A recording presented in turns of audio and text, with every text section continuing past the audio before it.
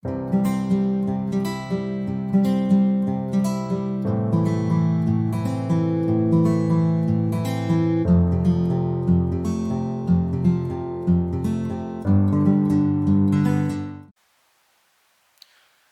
pessoal, tudo bem? Estamos aqui para gravar mais um vídeo e dessa vez sobre um filme. Na verdade, eu só assisti esse filme duas vezes. Uma vez, quando eu ainda estava na faculdade, que um colega do Rosael, eu acho que ele teve acesso a um DVD, e ele disse: Ah, Flávio, assista esse filme porque ele é muito bom. Eu acho até, inclusive, que à época, provavelmente esse era o filme preferido dele. Ele me apresentou assim, o filme com muita empolgação, falou rapidamente do que o filme se tratava. Aí, pois bem, eu peguei o DVD emprestado e tinha uma arte assim na capa que era bem vagabunda, era uma imagem do filme, mas assim, em baixa resolução, era uma capa e um trabalho gráfico ali horrível, né? Aí eu peguei assim e falei, esse filme barato, né? Vai ser uma porcaria, né? Mas assim, eu fui lá, assisti o filme e realmente me surpreendi, porque era um filme fantástico e ele entre aspas, ele faz parte daquele que talvez seja o meu gênero de filme preferido, né? Que é o cinema noir. Aqueles filmes que têm uma atmosfera taciturna, misteriosa, que envolve histórias relativas a gangsters, assassinatos, né? Investigações. Geralmente eles são histórias ambientadas ali no submundo, né? Dos detetives particulares, da polícia corrupta, dessa criminalidade endêmica quase, né, dos grandes centros urbanos. E é mais ou menos isso, entre aspas, a ambientação geral do filme, que no caso é o Coração Satânico. Né? É um filme de 1987, direção de Alan Parker. Até como eu disse, eu assisti o filme, eu digo assim, tem tantos subtemas que são trabalhados ao longo da trama, fora a trilha sonora, que é simplesmente impecável. Eu fui dar uma olhada em quais são outros trabalhos desse Alan Parker. Ele fez aquele filme The Wall, né, O Muro, que é do Pink Floyd. Ele fez, pelo menos o último filme dele que eu vi foi A Vida de David Gale. Né? Enfim, mas ele tem uma série de filmes. Ele fez Mississippi em Chamas, que eu acho que de certa forma é um retorno para uma série de temáticas que são abordadas aqui. E eu suspeito que ele deve ter outros filmes com essa temática. Porque na verdade o filme ele se passa no sul dos Estados Unidos, né, na Louisiana, e em comunidades ou em guetos negros. Né? Então tem muitos momentos em que aparecem no filme aqueles grupos de blues ou de jazz, né? Com aqueles negros cantores lá do sul dos Estados Unidos. Eles tentam evocar toda aquela atmosfera quase mística, né? E lendária, né? Desses cantores de blues e tal, que é como eu disse, a trilha sonora do filme é uma coisa à parte. Tanto é que acaba o filme, começa ali repetindo a tela fica escura, começa a descer os créditos finais, e eu fiquei ali grudado na televisão, justamente por causa da trilha sonora e um elemento e um plus, né? Um elemento a mais, porque havia uma personagem descendo no elevador, e esse descendo no elevador poderia ali receber várias interpretações. Ele estava descendo no elevador porque simplesmente ele estava descendo do elevador, ou porque era a personagem é, que aquele ator representava, que estava de fato descendo ali no submundo da perversão do espírito da alma humana, literalmente, ou porque simplesmente era uma metáfora para a descida da personagem para o inferno. Porque o filme, e tratando agora da sinopse do filme, para o vídeo não ficar muito longo, ele é uma espécie de releitura do mito do Fausto, do Dr. João Fausto, só que em vez de se passar na Alemanha medieval, ele se passa, repetido, na Louisiana, esse estado do sul dos Estados Unidos. Porque, entre aspas, como todo mundo sabe, o Fausto, ou o mito do Dr. John Fausto, ele narra aquela história de um homem de ciências, de filosofia, que ele passa a vida inteira se dedicando, né, à ciência, à filosofia, às matemáticas, e ao final da vida ele percebe que esses conhecimentos não são suficientes para de elevar espiritualmente o ser humano. Então ele clama pela luz divina, só que em vez de aparecer um anjo ou o próprio Deus, o que vem até ele é um daimon, né? Esse ser luminoso, que pelo menos na versão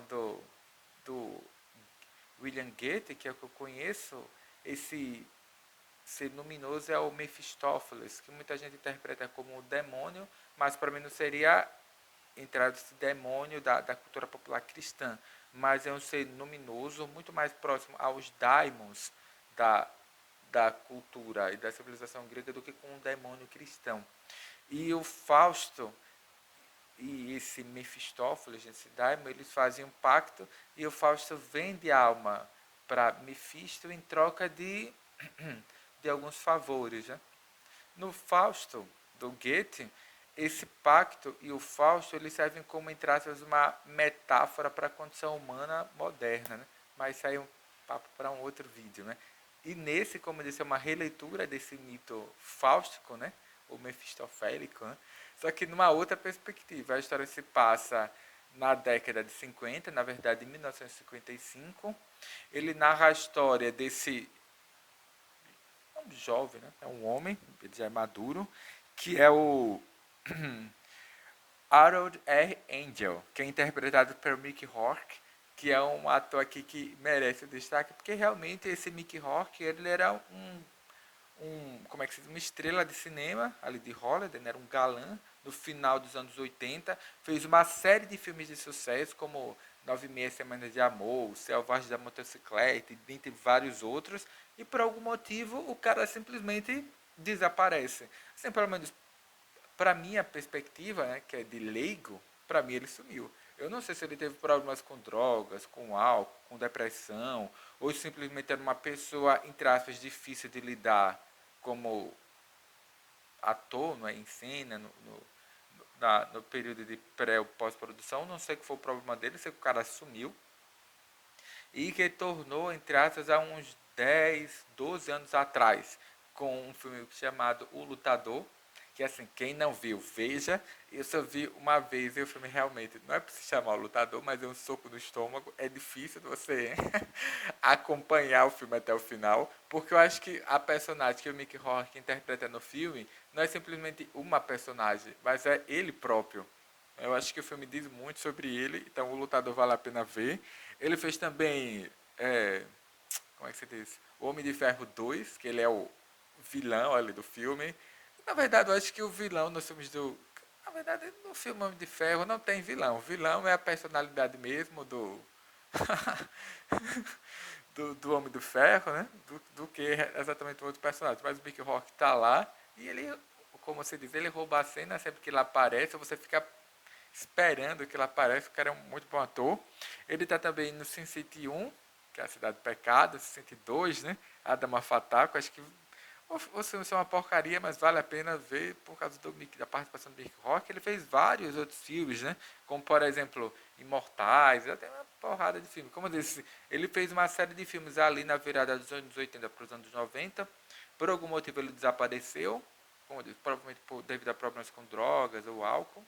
E ele retorna há uns 11, 12 anos atrás e faz uma série de filmes. Porque realmente o cara é muito bom e fazia falta para o cinema. Assim como Jeff Bridges. Então, a personagem do Mickey Rourke é até anotei, é o Harold R. Angel. Ele é um detetive particular. Ele, assim, desses bem ralés mesmo, ele atua em casos simples. Ele diz que nunca se envolveu em casos muito violentos. O mais próximo que ele chegou da polícia foi quando, entre aspas, um dono da padaria morreu e a viatura passa por perto dele. Assim, ele é um cara comum e que tenta sobreviver como um detetive particular, resolvendo pequenos casos, até que ele é contratado pelo Louis Cyphre, que é interpretado pelo Robert De Niro, que Robert De Niro faz assim, participações pontuais no filme, mas sempre que ele aparece, ele tem um certo destaque. Então esse Louis Cyphre, ele busca uma pessoa supostamente desaparecida e contrata o Angel para o Harold Angel, né, que é o Mickey Rourke, para encontrá-lo. Então nas investigações preliminares ele descobre que esse cara ele está internado numa clínica psiquiátrica, que ele é um ex-combatente de guerra, que na verdade ele era um músico, né? Uma banda de blues, de jazz, famosa ali nos anos 40, no início dos anos 40, e ele fez um relativo sucesso, mas estourou a Segunda Guerra Mundial, ele foi convocado para a guerra e quando voltou, devido a ferimentos de guerra, ele ficou, não, acho que não só devido a ferimentos de guerra, mas devido ao trauma da guerra, ele voltou sem nenhum pingo ali de sanidade mental e foi internado num, como é que se diz? Num sanatório, no hospício. Então ele foi até esse hospício, ou sanatório, clínica, ou asilo psiquiátrico, onde ele imaginava que o cidadão estava internado e descobriu que ele não estava mais lá, e não sabia quando que ele foi transferido para um outro ambiente, ou quando é que ele foi receber o áudio, então ele busca pelo médico que tratava do caso desse cidadão e acaba descobrindo que o médico ele foi pago para, entre aspas, permitir que ele escapasse, mesmo que ele tivesse com esses transtornos mentais graves, e esse cidadão ele fugiu junto com a amante para o interior da Louisiana, que é esse estado no sul dos Estados Unidos. Então ele e esse médico, após ele ser interrogado, o, o Harold Hank Angel, ele descobre que ele foi assassinado. Então ele fica totalmente transtornado, e ele procura o contratante dele, né, e o advogado, né, desse Louis Cypher, ele diz, olha cara, eu não tenho o hábito de trabalhar com isso não, eu atuo em casos pequenos, não é para tentar encontrar pessoas desaparecidas, resolver problemas conjugais, problemas de herança, mas eu não me envolvo com tráfico, com assassinatos, com violência, com bandidos desse tipo de forma alguma, eu estou fora. Então o cara diz, olha, eu pedirei para uma advogada assinar um cheque para o senhor no valor de US$ 5.000. E US$ 5.000, talvez para o nosso mundo, não seja um valor tão significativo, mas para a década de 50 após a Segunda Guerra Mundial, US$ 5.000 era muito. E ele havia assinado o contrato para receber 150 por dia, ou US$ 160 por dia. E o cara queria pagar ali na lata US$ 5.000. Aí o cara, topa, né? É dinheiro, vamos ver o que isso dá. Aí ele parte para a Louisiana para investigar mais detidamente esse cidadão. Ele não consegue encontrar de forma alguma esse indivíduo. E todas as pessoas que tiveram algum contato com esse indivíduo que ele procura, eles inicialmente se recusam a falar com ele, se comportam de forma estranha. Não, primeiro ele descobre, a primeira pista que ele teve desse cidadão é de uma cartomante, de uma feiticeira, de uma bruxa com a qual ele se consultava e tinha uma espécie de relacionamento amoroso, né, que era uma amante dele. E essa mulher é assassinada também brutalmente. Ela tem um coração arrancado, né, do peito. Aí ele busca, entre aspas, como é que se diz? Acho que era um saxofonista, né, que tocava numa mesma banda que ele. O cara não só tenta a todo momento disfarçar ou desdizer essa história de que eles tocaram juntos, como também se recusa, né, muito a falar com ele. E esse cidadão ele também é assassinado, né? Assim, não só com requintes de crueldade, mas com indícios de que ele foi morto num ritual, né, de magia, né? Aí daí segue, porque quanto mais ele se aprofunda na trama, mais ele se vê também envolto a elementos ligados à feitiçaria, magia, demonologia, né? Esses cultos em evocação ao demônio, etc. Né? Até que aí ele descobre que esse cara ele tinha uma amante, né? Porque ele viveu um certo tempo, ele busca por essa mulher, descobre que ela morreu e o único contato que ele tem é com a filha dela, que era também filho desse cidadão que ele buscava também. Né? A filha dele está aqui. Se a esposa morreu, do amante, e a filha dele está aqui, talvez ele esteja pela região, né? Estivesse próximo. E é uma menina assim, de uns 17 anos, ela também tem uma criança, até ele diz, tão jovem, já tem um filho, né?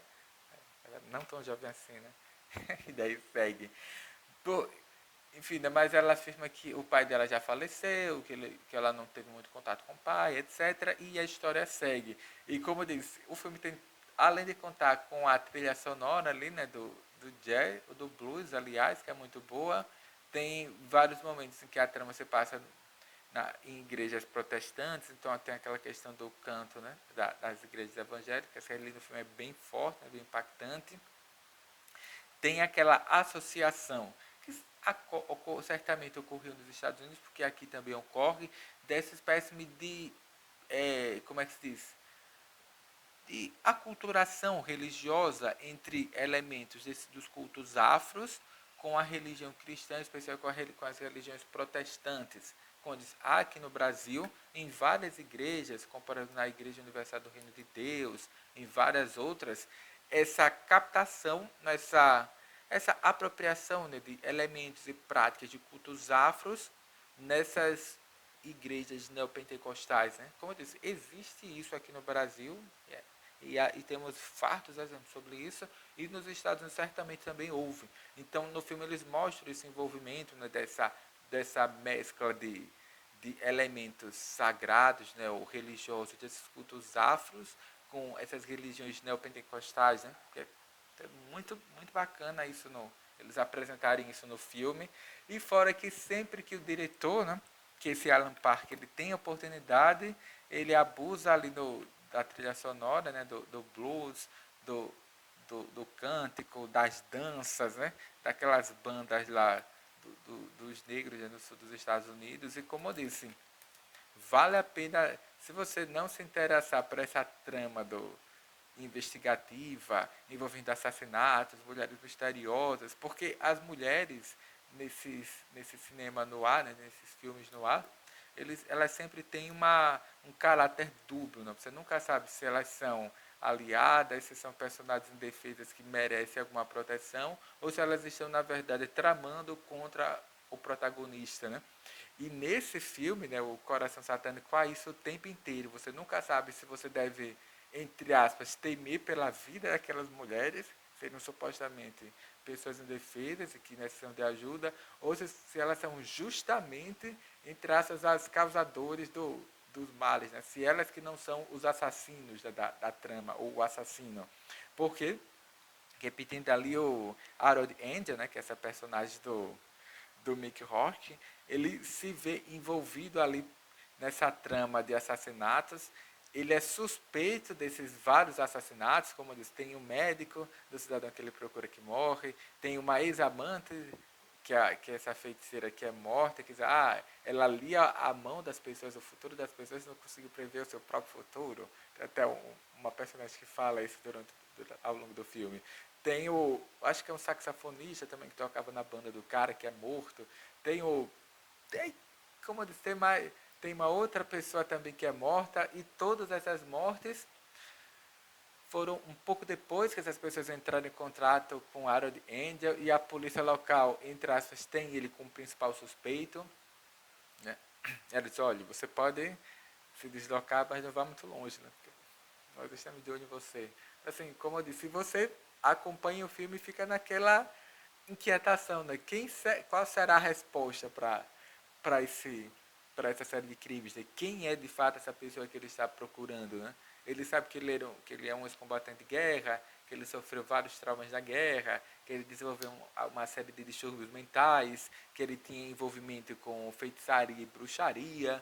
Mas você vai criando aquela atmosfera meio sombria, taciturna, misteriosa, dantesca às vezes, porque os assassinatos de fato são brutais. E no filme eles não têm o menor pudor de mostrar o sangue, o coração, o peito ali das pessoas dilaceradas. É um filme assim cru, visceral. Quem não gostar de sangue, dessas cenas mais fortes de sexo, não veja o filme, porque realmente é assim, grotesco num bom sentido, porque nada no filme é mal feito. Não tem aquelas cenas gore e tal, né? Não, pô. Porque tem uma parte que, assim, é um sonho que a personagem, um sonho, né? Antes do final do filme eles revelam o segredo, né? Mostram como se o personagem tivesse um corte profundo no peito e o sangue, entre aspas, escorrendo e pastando a roupa dele toda de sangue. Né?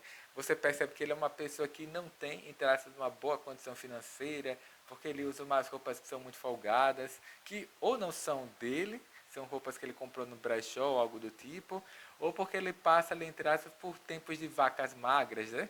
Talvez no futuro ele fosse um cara mais forte, mais robusto, e ali devido aos problemas financeiros, ele não se alimenta direito, então ele está bem mais magro. Então assim, de qualquer forma, ele era uma pessoa que ele não se deu bem na vida, era uma pessoa que passa por problemas financeiros severos e está no momento que ele aceita qualquer emprego, qualquer tipo de serviço para descolar algum dinheiro e, repetindo, ele se vê envolvido nessa série de assassinatos, buscando ou sendo perseguido por uma pessoa com graves distúrbios mentais e que passa por uma série de traumas de guerra.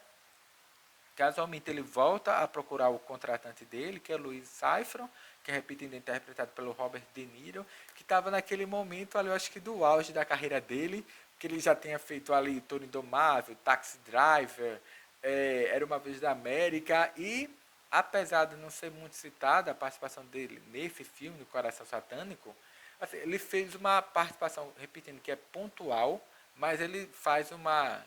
ele dá aliás, eu acho que a participação dele engrandece o filme, apesar de, como eu disse, o Mickey Rourke era um daqueles atores para ser um dos melhores ali da geração dele, era para ter nos presenteados com dezenas de filmes, mas acho que realmente por problemas pessoais, não sei se teve envolvimento com drogas ou com álcool, ele sumiu durante uns 20 anos. Mas assim, repetindo, se só tivesse ali o Mickey Rourke no filme, né, e o trabalho dele como ator, pronto, não precisaria de mais nada. E quando junta ele, né, com o Robert De Niro, pronto, você fica cada palavra ali que aqueles atores trocam, você fica ali embasbacado com o trabalho deles juntos. E como eu disse, não só o Mickey Rourke, né? Ou, aliás, o Harold Angel, ele busca por essa personagem desaparecida, mas também como ele busca também pelo passado dele, porque ao longo do filme fica meio que implícito que ele não tem recordações sobre o passado dele. Ele tenta rememorar, mesmo que simplesmente através de sonhos, como foi o passado dele e nem para personagem nem para o público, né, você espectador, fica explícito quem é esse Harold Angel, né? Você através dos sonhos, que você não sabe se são sonhos alucinatórios e tal, mas ou se ele está ficando cada vez mais perturbado devido ao envolvimento com aquela trama de assassinato e feitiçaria, mas repito, parece que ele não recorda, não tem recordações corretas do passado dele. Ele percebe que há vários pontos em comuns entre a sua própria trajetória de vida e a trajetória desse cidadão que ele busca, né? E realmente é o coração satânico. Na verdade, a tradução literal do filme seria coração de anjo, né? Angel Heart, mas que seria o coração dele, né? Do Angel, que é o personagem do Mickey Rourke, mas ficaria muito na cara sobre qual é o desfecho da trama. Eu acho que não vale a pena dizer aqui, porque realmente eu assisti esse filme uma vez, tinha ficado muito impactado com ele, mas eu não tinha retornado ao filme. Tinha realmente uma parte da trama que eu não tinha entendido e dessa vez eu compreendi. E realmente, assim, eu não vou comentar aqui para não estragar a surpresa de quem for assistir o filme ainda, mas é fenomenal. Como eu disse, quando vem a revelação e eles não deixam para o final da trama, porque há um tempo ali para a personagem do Mickey Rourke, ele não absorver a ideia, mas ele ficar completamente transtornado, enlouquecido, aí você realmente sente dó entre aspas, pela cinematografia mundial, pela história do cinema, pela história ali da, do trabalho de atuação, pelo fato do Mickey Rourke, como eu disse, ter se afastado durante mais de 20 anos do cinema, né? Desse trabalho como ator. Porque o cara, repetindo, ele é muito competente e ele comparado com os outros atores da época, tipo Brad Pitt, Antônio Bandeiras, lixo, comparado com o Mickey Rourke, que ele é muito bom. E realmente, quanto mais a trama ali avança e a personagem gradualmente ele perde o controle sobre si mesmo, né? Perde a sanidade mental, é fantástico o filme. Acho que vale a pena ver e rever o filme, não só pelos trabalhos ali do Mickey Rourke e do Robert De Niro, mas também pela composição cênica, pela trilha sonora ali do blues, que vale muito a pena, por esse contato com a cultura negra do sul dos Estados Unidos, né? Muito bom. Agora, assim, claro que no filme não é tocado no tema do preconceito racial, né? Em poucos momentos, tem uma hora que o Harold Angel ele pega um ônibus e ele está perseguindo uma personagem e ele senta no fundo do ônibus e tem escrito no banco assento reservado para negros, né? Se chama daqueles bancos piores, ficavam no fundo do ônibus e ele senta ali, né? Aí ele dá um destaque isso, porque realmente na frente tem as pessoas brancas e no fundo tem as pessoas negras. Porque assim, ele no filme, o diretor ele poderia simplesmente não focar nessa tabuleta, mas ele fez questão de destacar isso. Que ali ele não é, que ele é um personagem que ele está, entre aspas, deslocado, está fora do lugar, né? Algo de incomum com ele. E ele se envolve nesses guetos negros ali, né? Nos únicos espaços que são permitidos a participação dos negros, tanto cultural, como termos religiosos e sociológicos também. Enfim, né, como eu disse, explicitamente ele não fala sobre o preconceito racial, mas há vários momentos no filme que você percebe referências a isso, né? E, como eu disse, ele vai, e o diretor, né, o, repetindo, o Alan Parker, ele trabalha melhor com essa questão no filme Mississippi em Chamas, que ele é todo focado nessa questão da perseguição do preconceito racial ao negro. Que, como eu disse, no Coração Satânico, ele cita, aparece ali na trama, mas ele não dá um enfoque para isso, apesar de em vários momentos ser citado, mesmo que de forma subliminar. Deixa eu ver o que mais que eu poderia citar. Assim, Coração Satânico, na verdade, não é um roteiro original, é uma adaptação de um romance. Eu até anotei o nome do escritor em algum lugar, que eu já me esqueci, que é William Wyjorsterberg, que é um nome esquisito, mas como eu disse, Coração Satânico é um filme de 1987, tem algo em torno de 1h51, 1h52 minutos, conta ali na trilha sonora com vários blues, e apresentações ali de bandas negras, acho que vale a pena assistir simplesmente devido à trilha sonora. Depois vem essa adaptação do Fausto, né, do mito do Dr. João Fausto, que isso já por si só já indica sobre o que o filme trata, e o próprio nome da personagem do Robert De Niro já aponta, entre aspas, no que a trama vai desaguar, que o nome dele é Louis Seifert. Que é muito, muito bom filme, vale a pena ver. Quem não viu, veja. Mas assim, tenha sangue frio, porque realmente o filme é pesado, né? Apesar de ser um filme de 87, mas ele tem cenas que são bem escatológicas, né? Por enquanto é só, aproveito de não ficar muito longo. E vou aproveitar que vou assistir esse filme, né, O Coração Satânico, e ver essa interpretação de Robert De Niro dessa personagem que é icônica, né, para a cultura ocidental, e verei outros filmes sobre essa personagem, né? Acho que eu vou rever O Advogado do Diabo, que diferente do Coração Satânico, que é um filme que eu já vi mais 20 vezes, mas eu sempre gosto de rever, né? E por enquanto é só, até o próximo vídeo.